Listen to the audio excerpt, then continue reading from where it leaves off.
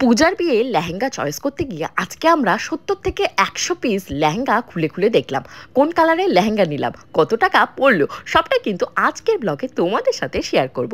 Hello my lovely viewers, আমি Priyanka and welcome to my page Priyanka's time story. কেমন আছো তোমরা সবাই?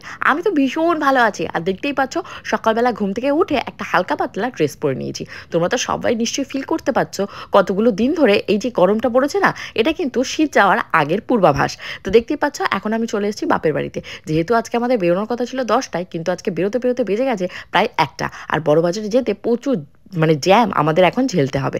তো এখন আমরা বেরিয়ে পড়েছি। বেরিয়ে এই যে বড় বাজারে ঢুকে গেছি। ঢুকেই দেখা হয়ে গেছে স্বর্ণজিতের সাথে। আর সাথে সাথে কিন্তু তোমাদের লিটিল গোলকে স্বর্ণজিৎ আঙ্কালের করে ট্রান্সফার করে দিয়েছি। বিয়ের কেনাকাটার নাম শুনলে আমার পূজার ঘুম খাওয়া সবই উড়ে যায়। তার জন্য সকালবেলা বাড়ি থেকে আর কিছু খেয়েই বেরোয়নি এক্সাইটমেন্টে। তো এখানে এসে দেখছি প্রচুর দুর্বল ফিল হচ্ছে, তাই এখান থেকে চটপট করে স্যান্ডউইচের অর্ডার দিয়েছি। যদিও বিরিয়ানি, কোরমা, মাটন এই সমস্ত পাওয়া যায় না, কিন্তু বড় বাজারে এই সমস্ত রাস্তার খাবার দাবার খেতে ভীষণ টেস্টি। তো এক্সট্রা চিজটা পূজার জন্যই অ্যাড করছি। পূজার সামনে বিয়ে তো ও বাই দ্য ওয়ে আজকে কিন্তু আমরা পূজার বিয়ে শপিং করার জন্য চলে এসেছি বড় বাজারে। এসে প্রচুর খিদে পেয়ে গেছে, তাই অর্ডার দিয়েছি। কি স্বর্ণজিৎ কি অর্ডার দিয়েছে? এটা দেওয়া হয়েছে veg cheese sandwich. Veg cheese sandwich খেতে পারবে তো? হ্যাঁ হ্যাঁ হ্যাঁ, এই যে এখানে গ্রিল করে দেবে। কি বলে ভেজ চিজ স্যান্ডউইচ গ্রিল করে দেবে। বাহ বাহ, সুন্দর গ্রিল হবে। এই গ্রিলে চলে যাচ্ছে আমাদের স্যান্ডউইচ। আর পূজা আর হলো লিটিল গোল্ড ওই দেখো ওখানটায় জেমস নিয়ে বসেছে।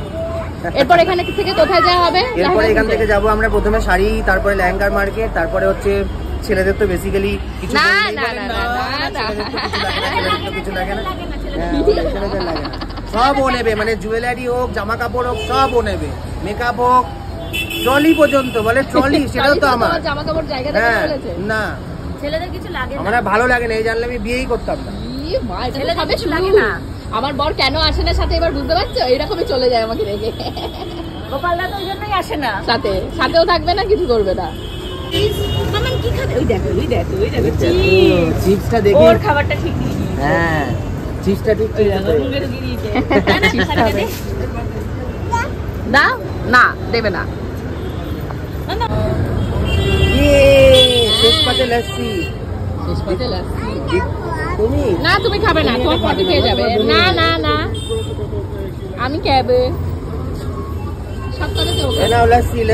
লিটিল গোলকে যেহেতু সাথে নিয়েছি, তার জন্য খাবারও আমাকে ক্যারি করতে হচ্ছে। ওকে সকালবেলা যেহেতু সুজি খাইয়ে নিয়েছি, আর একটু সুজি আমি রান্না করে নিয়ে এসেছি।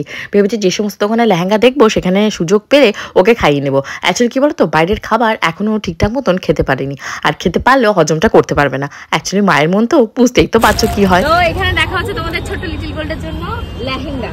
তো ওর বয়স আমাকে দেখি কেমন কি পছন্দ করে। পূজা কোনটা, স্বর্ণ কোনটা বলো? এই কালারটা ভালো লাগছে দেখতে।